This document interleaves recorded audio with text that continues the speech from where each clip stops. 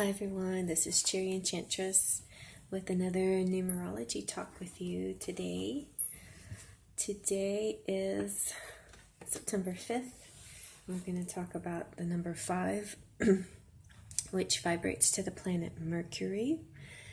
And a lot of you are probably familiar with Mercury because that Mercury retrograde comes up a lot now. It's something I think that a lot more people are aware of, the things that happen during Mercury retrograde. Anyway, I will read the definition and then go over some of these cards. The number 5 vibrates to the planet Mercury. It represents communication, movement, and versatility. It's the number of the intellect and both written and oral expression. A person or entity is influenced by the number 5 if born on the 5th, 14th, or 23rd day of any month in any year. People born on the 5th are stamped with a distinctive imprint of the number 5. So are those born on the 14th, 23rd day of the month. But these will, in addition, be challenged to unlock the karmic mystery of the compound number of 1423, as the case may be in their lives. The same is true of the single and compound number of the name of the person or entity being analyzed. The number 5 attitudes and characteristics will periodically be exhibited by the 5 person or entity and will interact with that person's personality in different ways depending on the individual sun sign. So I mentioned this in other videos, but I'll mention in this one too. This is, numerology and astrology and all of those different things are to explain your personality or just influences, and they all kind of work together to make the whole. But it's interesting though how they do seem to work, and part of the reason why I got interested in astrology is because I wanted to understand people better. I wanted to know why they do what they do, why they do what they do, why they do.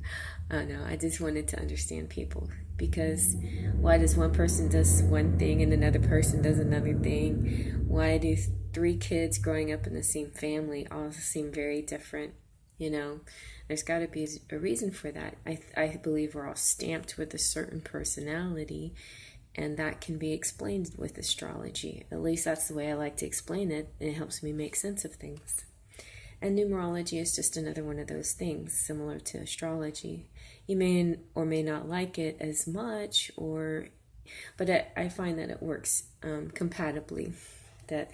So for instance, the number 5 vibrating to Mercury, and it's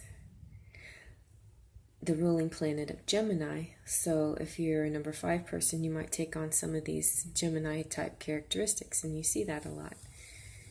Sometimes if you're a sun sign of, like, say, Scorpio, but you were born on the 5th, or if you have rising or moon sign in Gemini, you might behave a little differently than what you read that Scorpios behave. So there's an explanation for these things, and I think that's part of the reason why. All these different influences on you. So if you are a Gemini or Virgo, the 5 vibration intensifies the sun sign personality and gives the ability to create magical changes in the appearance and behavior. If you are a Sagittarius or a Pisces, the 5 vibration sometimes opposes the sun sign motives, but with effort can be used to balance the sun sign nature. Aries, Taurus, Cancer, Leo, Libra, Scorpio, Capricorn, Aquarius, the 5 vibration, due to its peculiar mingling powers, either harmonizes with or sharply contrasts with the 5's person sun sign characteristics, depending on the mood of the moment. The nature of the 5 is endlessly changeable and adaptable, bringing a curious tendency to be in harmony with oneself when one wishes, and at odds with oneself at other times. It's never easy to know a 5 person. The dreams change like quicksilver when 5 is a single number of either the birth name of a Virgo or Gemini, the mercurial qualities are even more pronounced. This is the first time that Linda Goodman has sort of veered on the definition and the compatibility, so this is kind of cool. But it definitely, this 5 vibration is very flexible, mutable. The following definition of number 5 applies to both people and entities. 5 people possess a great deal of natural charm and, as a general rule, are innately courteous. They are quick to spot mistakes and flaws and will not hesitate to point them out when they see them. The 5 vibration is supercritical and incapable of ignoring mistakes, their own as well as those of others, and it's associated with a love for movement and travel. Change is a never-ending necessity for 5 people. Change of scene, change of relationship, residence, spiritual and political beliefs, and so on. There's a strong tendency to overanalyze people and situations. It's difficult for a 5 person to submit to the feelings and the intuition. The intellect is determined to find logical answers. This obsession with analysis can ruin personal relationships for those who allow themselves to be ruled by the 5 vibration. Even love can wear out under such continually and usually unnecessary scrutiny. Love is made of instinct and feelings, not logic. 5 people tend to talk love to death instead of just letting it be, allowing it to become part of them, without questioning its whys and wherefores. Love has nothing to do with logic. Most people enjoy being in the company of a 5 person since the outward persona is unusually pleasant and soothing. Because 5 is the vibration of intellect, those under its influence are extremely bright, of higher than average intelligence, and mentally alert. Nothing escapes their notice. They seem to be fine-tuned to the smallest detail. When financial or other circumstances don't permit the frequent travel all 5 people need, they'll travel in their minds. And since their minds are so acute, their daydreams are vivid enough to satisfy the restless urges within them for a time at least. According to the ancients, the number 5 has an association with what is called earth magic. Curiously, the number 5 brings a longing to believe in magic, elves, fairies, and mysteries of nature, along with a need to pin everything down and view it under a mental microscope. 2 qualities which are in direct polarity to one another, causing those under the influence of 5 to find it difficult to understand themselves. 5 people are sometimes high-strung. They live on their nerves and crave excitement. They are quick in thought and decision, often impulsive in their actions. They have a keen sense of new ideas and inventions, are willing to take risks, and are born speculators. Writing, advertising, public relations, and publishing are fortunate 5 occupations. 5 people possess an admirable elasticity of viewpoint and the ability to rebound swiftly from blows of fate, which seem to leave no long-lasting impression on them. Okay, and this sort of affects me since Cherry Enchantress, I did a worksheet on how to figure out your single and your compound number that I'll post at the end of this video, and it turns out that my pseudonym, Cherry Enchantress, when the letters added together come out to 14 and reduced down to 5. So my pseudonym persona has this influence. It's kind of interesting. All right, let's see what the cards are showing us. I was thinking, okay, messengers. I will get to the messengers, but first we'll get to the Hierophant. Alright, so the Hierophant is, he's got his roots reaching deep, entwined around the secrets and traditions of the ages. He believes in ritual and ceremony, in pursuing knowledge and deeper meaning, and the rigidity of a belief system. He is a teacher who can help unravel mysteries. It's kind of more like a Scorpio than Gemini, but it is the number 5 in the major arcana, and so I thought I should highlight him today. I like the artwork in this card. It's very intricate. You can see all these swirls and details. His face and his foot and the little birdie on his hand. Is that a bird? The trees, his staff. These cards are neat. You could spend a long time staring at them. Little salamander guy. The sun and the moon. Mysteries. All right, and so here we have an example of, in Greek mythology, is Mercury is the messenger god. So this also is very in tune with astrology, because in astrology also Mercury is the messenger, is communicator, the one who brings the news. And here's our planet Mercury.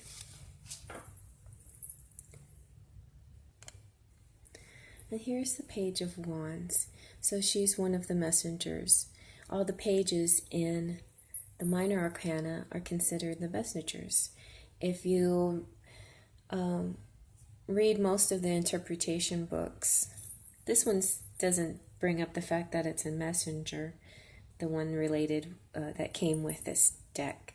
But in the Rider-Waite, the book that comes with that, I'm pretty sure will say it's the messenger. It's the page, the princess, the younger one.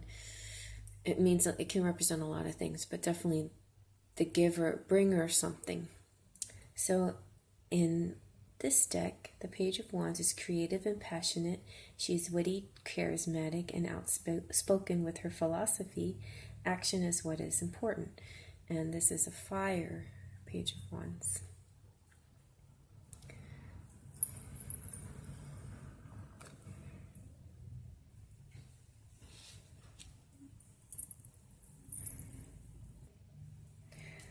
And then we have the Page of Pentacles. Whenever she comes up, I think of studies, because she looks like a student. She's trustworthy, diligent, studious, and embraces scholarship. She is practical, down to earth, and unafraid to embrace the world of physical enjoyment. And in different decks, especially like in the Rider-Waite deck, it's of a little page holding something in his hand. So this thing that, when it comes to Pentacles, it's material things. So it could be a letter, could be some money, a gift of some sort, some physical object that one person is presenting, or a messenger is relaying some kind of letter or physical object. So yeah. So in the Page of Swords, which it represents the air, and in this Shadowscapes deck, all the air is represented by winged creatures and swans and stuff. So this Page of Swords is, she embodies honesty and truthfulness. She is unafraid to scrutinize her beliefs. Logic is what dominates her most. Her mind is agile and analytical. So that definitely sounds like a Pisces, like a Gemini or a Virgo. But because it's air, I would say it's the Gemini, the analytical one, and the air sign. And yeah,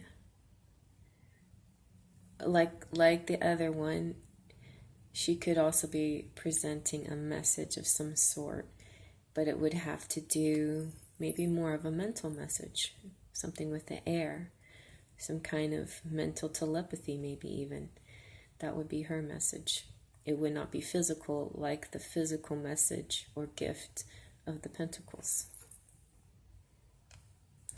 And then finally I have the Page of Cups, and cups is emotions and love and feelings. So when you see the Page of Cups, the offering could be an offer of love, or it could be offering or showing an expression of your feelings. Maybe you've kept things bottled up and now you're expressing your feelings.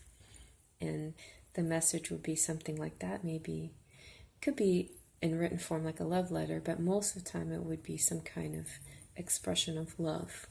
Could be singing or dancing or hugs and kisses. Those are physical. Those are expressions of love.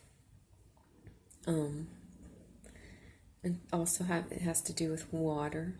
So if you kind of think of all of those things, water and love and feelings and emotions, and then what kind of message would that kind of person bring? So these are kind of things to look for when you see them in your readings. If somebody interprets them one way, you might want to, now that you have the knowledge, you can apply it to your own situation and know that it means something else to you. Last but not least, the greatest messengers of all are the angels. So all you need to do is ask your angels anything, but a lot of times they'll give you messages, whether you ask them to or not. Just keep on the lookout for them. Keep your heart open and listen, and you'll receive these messages from your angels. And the messages come in all sorts of shapes and sizes and symbols. Look around you, the messengers are everywhere. And sometimes the messengers are unlikely sources too. So also don't blow off any message. Sometimes it's a profound message from some strange person on the street or something, and it's a direct divine message from God maybe that you should be listening to. So it's a way of looking at things. Now remember, now when Mercury goes into retrograde, so does communication. So it means things goes backwards or take an unusual turn, or what was physical becomes spiritual, or it's time to reflect or meditate, see things differently, do things differently. So sometimes you might want to just treat it as a blessing instead of a curse. But do try to not sign important documents during Mercury in retrograde, and make sure you dot your I's and cross your T's, and make sure your car's in proper working order, and take a moment or two when it comes to your electronics. Don't do anything impulsive with them or your appliances. So those are kinds of things that I go by when Mercury is in retrograde. I try to make sure I have all that up to date. And then when people, it's a bad time also to break up with someone, because it might only be temporary, and maybe you don't want to be temporary, or it's just not the right time. You need to see it differently before you make that kind of decision. And it's also might not also be the right time to connect with somebody. So those beginning and endings of situations might not be the best during Mercury retrograde, because it could just go back to the way it was before once Mercury goes direct, and then it just seems like you waste a lot of time. Sometimes, not necessarily. Mercury retrograde can be a good thing, and this last one was kind of transformative, I think, for some people, because it was along with these eclipses and Lionsgate. So all of this energy in the skies, celestial, that affected us, kind of did some transformations, which is a good thing sometimes. If awakening, epiphanies, all of those kind of things can be very helpful. So I mostly look at Mercury as a blessing and not a curse. I just have to be a little cautious in certain areas. All right, well, that kind of covers everything for the number 5, I think. Please like, subscribe, comment, watch the other single number videos and compound videos, and faith, trust, and pixie dust. There I go again. Faith, trust, pixie dust. I'll see you next video.